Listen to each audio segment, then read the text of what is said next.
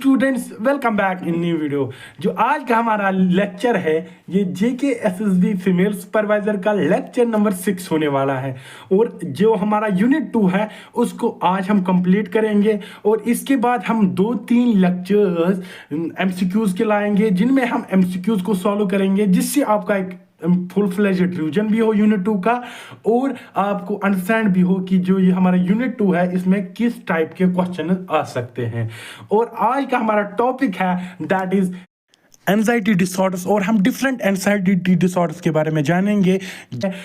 या फोबिया क्या होता है, ओसीडी क्या होता है, जीएडी क्या होता है, पैनिक डिसऑर्डर क्या होता है एंड पीटीएसडी क्या होता है।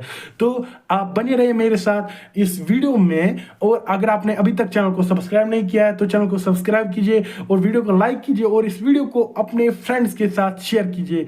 तो चलो शुरू करते हैं आज का लेक्चर।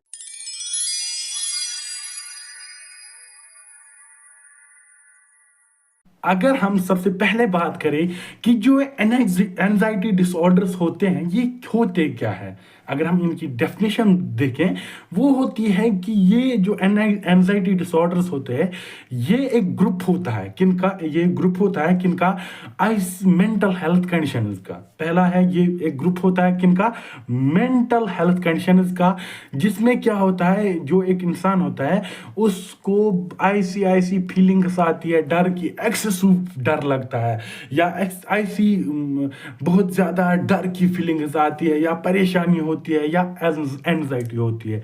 सिंपल में अगर समझे एंजाइटी जो हमारी एंजाइटी डिसऑर्डर्स होते हैं ये ऐसी मेंटल हेल्थ कंडीशंस होती है जिनमें एक इंसान को अपनी जो फीलिंग्स है उन पे कंट्रोल नहीं रहता है, उसको बहुत ज्यादा परेशानी होती है।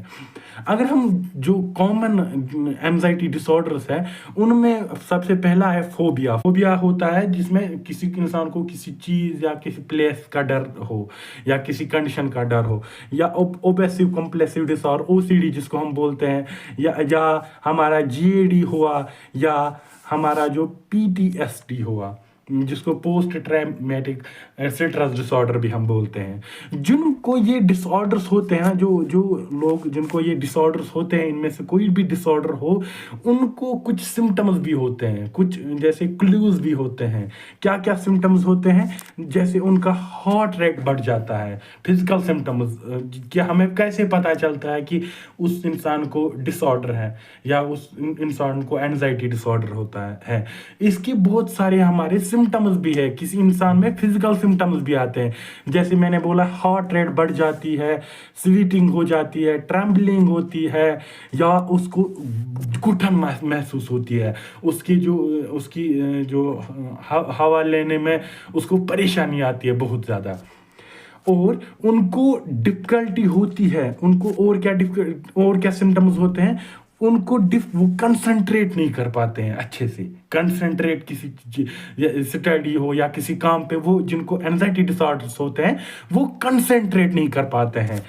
और क्या होता है, वो क्या करते हैं, ट्रबल में होते हैं, और ट्रबल होती है टेंशन में होते हैं, और उनको जो हमारी एंजाइटी डिसऑर्डर्स हैं, जिनको ये एंजाइटी डिसऑर्डर्स हो उनको सोने में भी बहुत ज़्यादा परेशानी आती है, वो सो भी नहीं पाते हैं अच्छे से।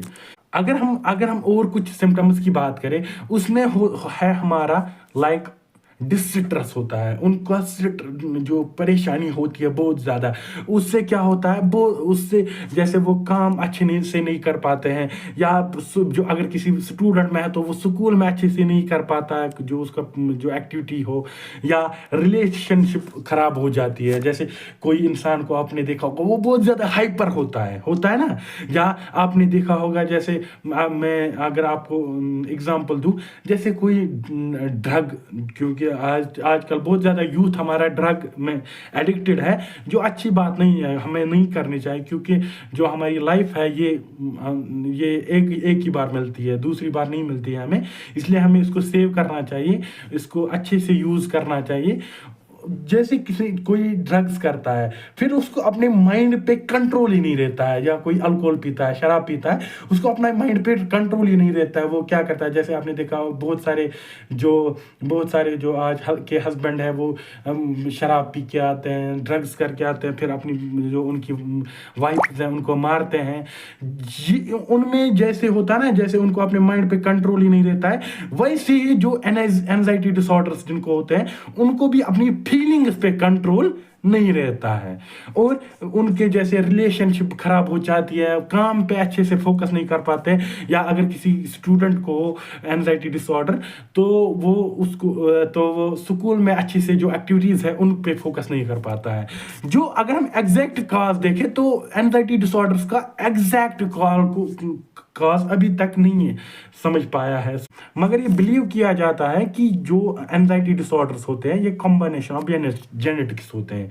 किसी में ये जो एंजाइटी डिसऑर्डर्स होते हैं ये जेनेटिकली आते हैं। जेनेटिकली मीन्स जैसे किसी के फादर में कोई उसको बहुत ज़्यादा डर लगता है, फोबिया है, कोई और एंजाइटी डिसऑर्डर है, तो उसी से उसके, क्योंकि एक फादर के जीन्स उसके बच्चे में होते हैं या एक माँ के जीन्स उसके बच्चे में होते हैं, उसी से उनके जो जेनेटिकल डिसऑर्डर्स भी आते हैं उनमें, उन बच्चों में। जैसे उसके अगर फादर को डर लगता है किसी पानी से या हाइट से, तो उसके बच्चे में भी हो सकता है वो डिसऑर्डर हो, या एनवायरनमेंट से हो। जैसे कोई एक इंडिविजुअल वहाँ उस ऐसी जगह पे रहता है जहाँ पे बहुत ज़्यादा हार्श क्लाइमेट है या हार्श कंडीशंस है, ख़राब कंडीशंस है, तो उसमें भी इन्वायरमेंट की वजह से भी डिसऑर्डर आते हैं, या फिजियोलॉजिकल फैक्टर्स भी हो सकते हैं, या जैसे और क्या हो सकता है, और टेरोमेटिक इवेंट्स या चॉर्निक सेट्रस हो सकता है, या फैमिली हिस्ट्री हो सकती है। जैसे किसी को एक्सीडेंट हो जाता है, फिर वो बहुत ज़्यादा डरता है गाड़ी से, जो ही गाड़ी आती है तो उसको एंजाइटी होने लगती है, उसको डर लगने लगता है। Are you understand? तो वो एक इवेंट की वजह से हुआ है उसको। ये बहुत, इसका एक सिंगल काज नहीं है एंजाइटी डिसऑर्डर्स का, या उनका जो डेवलपमेंट है उसमें बहुत ज़्यादा रिस्क आती है, फिर वो अच्छे से डेवलप नहीं कर पाते हैं जिनमें ये एंजाइटी डिसऑर्डर हो। और इसका ट्रीटमेंट की अगर हम बात करें तो ये दो तरीकों से इसको ट्रीट किया जाता है, या मेडिसिन की वजह से, या थेरेपी देते हैं हम, थेरेपी की वजह से, या मेडिसिन जैसे किसी को दवाइयाँ देते हैं। दो तरीकों से हम ठीक कर सकते हैं इसको। अगर हम सबसे पहले नंबर के डिसऑर्डर की बात करें वो होता है फोबिया। फोबिया क्या होता है? फोबिया एक ऐसी मेंटल हेल्थ कंडीशन है जिसमें एक इंसान को जिसको फोबिया हो उसको बहुत ज़्यादा डर लगने लगता है किन चीज़ों से, जैसे किसी चीज़ से डर लगता है उसको, किसी सिचुएशन से डर लगता है, या किसी काम से डर लगता है।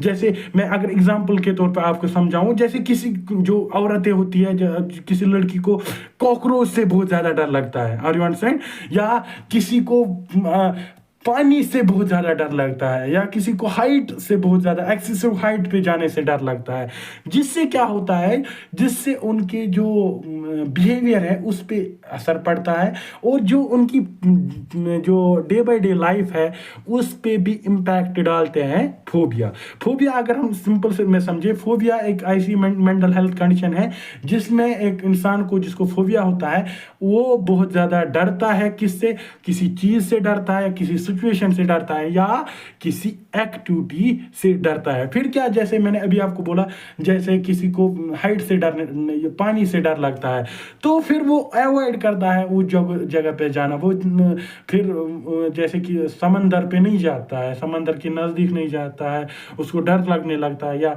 कि जिसको हाइट से डर लगता है वो माउंटेन्स पे कभी नहीं जाता है, फिर वो अवॉइड करते हैं ऐसी चीज़ों को। उसके बाद है हमारा that is OCD. What is obsessive compulsive disorder? Obsessive compulsive disorder में क्या होता है, जिसको ओबेसिव कंपल्सिव डिसऑर्डर हो, ओसीडी हो, वो इंसान, उस इंसान को बोलते हैं ना, किसी में शक होता है, शक जिसमें होता है। जैसे किसी ने अपने हाथ धोए हैं फिर भी वो उसको शक है कि मैंने धोया या नहीं। वो वहां तक चलता है, जैसे कोई नदी पे आया जिसको ओसीडी होता है, वो हाथ धोता है, फिर जैसे ही वापस जाता है 2-3 मीटर, उसको शक होने लगता है, यार मैंने धोया या नहीं, मेरे जो इस पे जर्म्स थे, हाथ अच्छे से साफ हुए या नहीं। Are you understand? जो ओसीडी के पेशेंट्स होते हैं, जिनको ओसीडी होता है, उनमें बहुत ज्यादा शक होता है, वो बहुत ज्यादा शक करते हैं कि जैसे मैंने आपको एग्जांपल अभी बोली हाथ धोने की। के बाद हमारा जो हमारा तीसरे नंबर पे आता है anxiety disorder, that is GAD, generalised anxiety disorder. Generalised anxiety disorder में क्या होता है, जिसको जीएडी होता है, वो अपनी लाइफ के रिलेटेड या अपने काम के रिलेटेड या अपनी हेल्थ के रिलेटेड या रिलेशनशिप के रिलेटेड बहुत ज़्यादा टेंशन लेता है, परेशानी में होता है, बहुत ज़्यादा वरी फील करता है, किसके रिलेटेड, अपने जो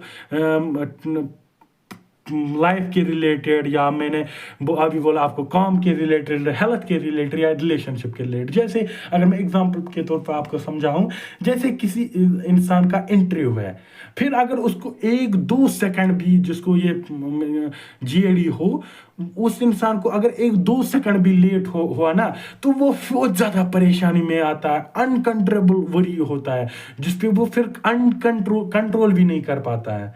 उसकी वजह से उसको टेंशन भी बहुत ज्यादा होने लगती है, जिससे जब जैसे कोई अगर इंटरव्यू जिसको जीएडी है पेशेंट, फिर वो उन इंटरव्यू जाने के लिए गया, अगर उसको 1-2-5 या 1 मिनट भी लेट हुआ, फिर वो ऐसी टेंशन में आता है कि वो इंटरव्यू भी नहीं दे पाता है। अरे अंडरस्टैंड? शॉर्ट में अगर समझे, जीएडी ऐसी मेंटल एंजाइटी डिसऑर्डर होता है जिसमें इंसान को अनकंट्रोलेबल एक्सेस और अनकंट्रोलेबल वही हो, किसके रिलेटेड, अनकंट्रोलेबल, जिसपे वो कंट्रोल ना कर पाए, ऐसी टेंशन हो, किसके रिलेटेड, अपनी जिंदगी के रिलेटेड, काम के रिलेटेड, हेल्थ के रिलेटेड और रिलेशनशिप के रिलेटेड। इसके बाद आता है हमारा पैनिक डिसऑर्डर। पैनिक डिसऑर्डर क्या होता है? पैनिक डिसऑर्डर एक ऐसा डिसऑर्डर होता है, एक ऐसा एंजाइटी डिसऑर्डर होता है, जिसमें जो इंसान हो, जिसको पैनिक डिसऑर्डर, उसको अनएक्सपेक्टेड पैनिक अटैक्स आते हैं। जैसे अगर हम फिजिकल सिम्टम्स की बात करें, जैसे किसी को रैपिड हार्ट बीट बहुत ज़्यादा, जैसे किसी कंडीशन में या किसी चीज़ को वो देखता है, उसकी हार्ट बीट बहुत ज़्यादा बढ़ती है, या किसी को घुटन होने लगती है, हवा ऑक्सीजन, कोई बोलता है कि मुझे मैं ऑक्सीजन ही नहीं ले पा रहा हूँ अच्छे से, या किसी को ड्रिजलनेस होती है। या अगर मैं आपको इससे अच्छी एग्जांपल दूं, जहाँ जैसे किसी कहीं पे बहुत ज़्यादा भीड़ है ना, कहीं पे कोई पब्लिक मीटिंग है या पब्लिक कोई सेमिनार है, वहाँ पे बहुत ज़्यादा भीड़ है लोगों की, वहाँ पे बहुत ज़्यादा लोग हैं, जिसको ये पैनिक डिसऑर्डर हो ना, वो जो ही वहाँ पे जाता है, उसको बहुत ज़्यादा डर लगने लगता है, उसको बहुत ज़्यादा ड्रिजलनेस होने लगती है, जैसे ऐसे ऐसे होने लगता है उसको, या वो क्राउड से बहुत ज़्यादा डरता है, या अगर वो कभी घर में कोई अकेला हो, उसको घर में अकेले रहने से भी डर लगता है। आपने देखा ना कि कोई बोलता है कि मैं उसको बोलते हैं, किसी आपके घर में भी होगा, अगर आपके घर में है ऐसा कोई जिसको जो अकेले नहीं सो पाता है, वो बोलता है मुझे डर लगता है अगर मैं अकेले सोता हूँ, तो उसमें पैनिक डिसऑर्डर है। इसके बाद अगर हम बात करें, दैट इज पीटीएसडी, जो हमारा 5th नंबर का एंजाइटी डिसऑर्डर है, that is PTSD, post traumatic stress disorder. जैसे अगर मैं एग्जांपल जो हमारा पीटीएसडी है, ये कैसे एक इंसान में डेवलप होता है, जब वो ऐसी किसी इवेंट में इन्वॉल्व होता है, या ऐसी एक इंटरेस्टिंग मेमोरी होती है उनके साथ, या उसकी ज़िंदगी के पीछे बहुत ज़्यादा ऐसी हार्श कंडीशंस या ऐसा इवेंट गुजरा हो उसके साथ, उस इंसान में क्या होता है, उस इंसान में फिर आता है PTSD, post traumatic stress disorder. अगर मैं आपको अच्छे एग्जांपल, सिंपल एग्जांपल से समझाना चाहूँ, जैसे कोई इंसान, अगर किसी का एक्सीडेंट हो किसी ट्रक के साथ, किसी ट्रक की वजह से किसी एक इंसान का एक्सीडेंट हो, फिर क्या होता है, उस जो वो ट्रक थी उस ट्रक का कलर रेड था। क्या था? रेड था। फिर जब अगर वो बच जाता है उस इंसिडेंट से, उस इंसिडेंट के बाद क्या होता है, उस इंसिडेंट के बाद कुछ लोग आपने देखा होगा, जैसे जैसे ही रेड कलर की ट्रक आती है रोड पे, देखता है वो डरने लगता है, उसमें अलग वो उसकी हार्ट बीट तेज हो जाती है। Are you understand? ये जो हमारा पीटीएसडी है ये डेवलप होता है कुछ कंडीशन की वजह से। जैसे मैंने अभी बोला आपको, किसी, जैसे मैंने आपको बोला किसी इवेंट की वजह से या मेमोरी की वजह से, जैसे किसी के माँ मम्मी पापा को के साथ कुछ गलत हुआ हो, उसको भी पीटीएसडी हो। ये थे हमारे एंजाइटी डिसऑर्डर्स। आशा करता हूँ कि आपको अच्छे से समझा पाया मैं। ये जो एंजाइटी डिसऑर्डर्स है इनको मैं अच्छे से आपको समझा पाया। मैं आपको ये बताना चाहता हूँ कि आपको बस इनको नाम याद रखना है कि कौन कौन डिसऑर्डर है और किस किस में क्या होता है। बस आपको कॉन्सेप्ट्स को अच्छे से सीखना कि आपको का जो एग्ज़ाम है उसमें ऑब्जेक्टिव ही पूछे जाएंगे। आपको डेफिनेशन नहीं लिखनी है, आपको बस कॉन्सेप्ट को अच्छे से समझना है। And thanks for watching, keep supporting. And अगर आपको थोड़ा सा भी वीडियो पसंद आया है तो वीडियो को लाइक कीजिए, अपने फ्रेंड्स के साथ शेयर कीजिए। मिलते हैं और एक नए वीडियो के साथ, तब तक के लिए अपना ध्यान रखें। अल्लाह हाफिज़।